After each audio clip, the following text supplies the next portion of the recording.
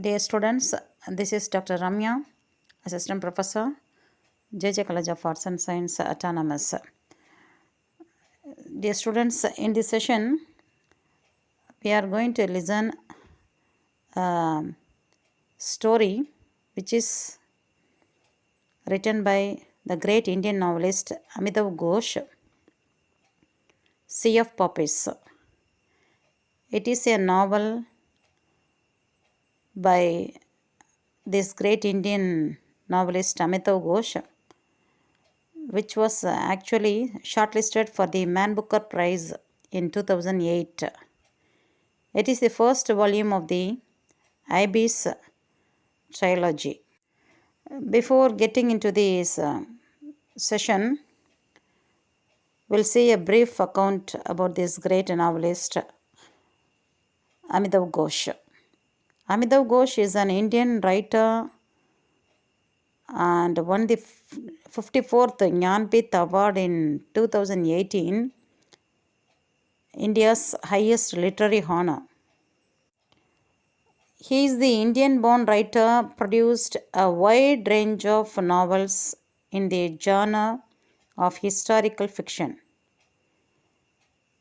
His fictional work centers on the Southeast Asian population, dealing with the identity crisis at different levels. Born in Kolkata on 11th of July 1956, Amitav Ghosh belongs to a Bengali Hindu household.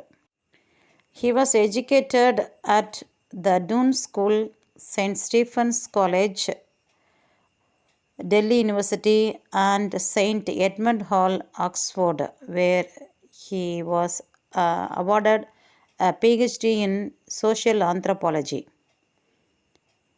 He has been a fellow at the Center for Studies in Social Sciences, Calcutta, and in 1999, Ghosh joined the faculty at Queen's College, City University of New York.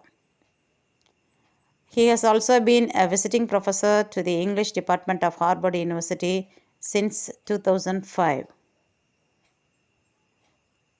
Sea of Popies, the first installment of a planned trilogy, is an epic saga set just before the Opium Wars, which encapsulates the colonial history of the East.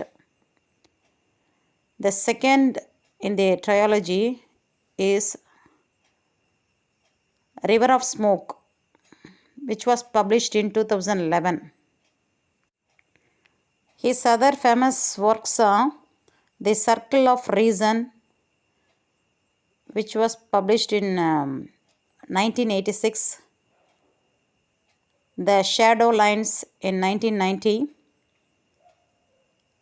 In an Antique Land in 1992, The Calcutta Chromosome in 1995, Dancing in Cambodia, and At Large in Burma in 1998, Countdown in 1999, and finally The Glass Palace in 2000. Amitav Ghosh's fiction is characterized by strong themes that may be somewhat identified with post-colonialism but could be labeled as historical novels. In 2007, he was awarded the Padma Shri by the Indian government.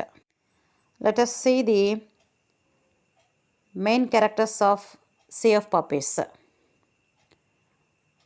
Didi, the protagonist of this novel, Hukum Singh, Didi's husband, Chandan Singh, Didi's brother-in-law and actual father of Didi's daughter, Kabutri.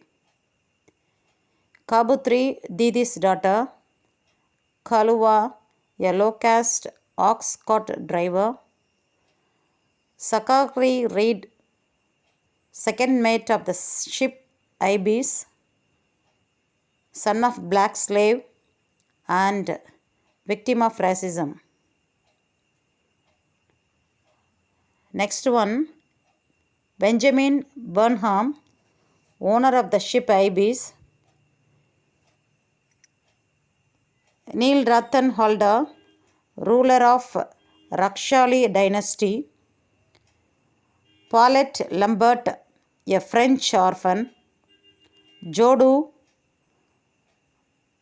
who is also known as Azat Naskar, son of Paulette's nurse and friend of Paulette. Bhairo Singh, Didi's husband's uncle, Serang Ali, leader of the Laskar crew, half-art prisoner from China, and finally we have Nobakrishna Panda, the agent responsible for transport of indentured coolies. Sea of Poppies begins with the conversion of a former slave ship, the Ibis, into a transport vessel. The ship will henceforth carry opium bound for China and indentured servants to colonies like the British West Indies. As the Ibis is outfitted, readers are led through the splendidly exciting cosmos of 1838 Calcutta. The bustling port city is the site of forbidden romance, disguise, deceit, courtroom dramas, and ritual sorties, etc. The ship's crew and passengers are actually the opium factory workers, American sailors, French runaways, Laskars, coolies, convicts, Rajas, and Sahibs that reflect Calcutta's cosmopolitan racial and socio-economic swell. Theirs is a polyglot world ringing with Pidgin, Jinglish, Ginglish, and the inimitable slang of seafarers, while the glories of their meticulously recreated lexicon may occasionally stump readers. The other was helpfully included a witty glossary. Now come to the story of Sea of Poppies. The story begins with Didi, who is stuck in an unfortunate marriage. She has a daughter, Kabutri. After her husband dies, she sends off her daughter to stay with relatives. Things get more dire when Didi is forced to consider the Sati Pratha due to unacceptable family circumstances. In turn of events, she flees with an untouchable man. The next character is Sakari. He is an American sailor, a mixed-race son, who joins the Ibis in order to escape racism.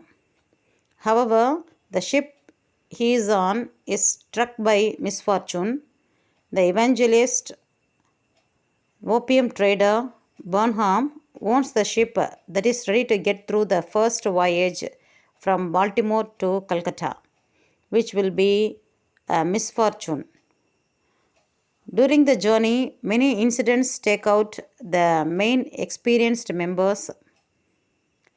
Sakari, helped by sailors headed by Serang Ali, becomes captain of the Ibis. The voyage takes a new route, the islands Mauritius. Another character is Neil Halder, a Raja of a powerful Indian dynasty, has to pay back his debts due to investments in trading with China. He offers Mr. Burnham his estates. Mr. Burnham asks him for the Zamindari Rakshani, but the Indian prince refuses because it is an ancestral family property. After the trial, the Raja is falsely accused of forgery and condemned to 7 years as a prisoner on Mauritius Island. He meets Afat, a mixed race addict, on the ship prison. Paulette is a French orphan adopted by Mr. Burnham and his wife. Thought to be more comfortable with Western culture, she is taught English ways, but she grew up in India and prefers her native manners. She has a best friend, Jodu, who is her nurse's son. When Sakari meets Paulette for the first time at Burnham's, they are immediately attracted to each other. Unfortunately, Mr. Burnham wants Paulette to marry his friend Justice Candlebushi. Paulette, disguised as a niece of one of Burnham's employees, decides to flee to Mauritius with her friend Jodu as a Lascar sailor in order to stay with Zakari. The story sees plot developments when Nab Kisin Babu, a Vaishnavite would-be priest, comes to believe that Sakari is an avatar of Krishna. As long as the journey continues, the ibis becomes a common shelter for all those who don't fit the rules of society and want to flee in exile. At the end of the novel, Halder and Jodu head for Singapore aboard a longboat, while Paulette, Didi, and Sakari head towards Mauritius. Thank you.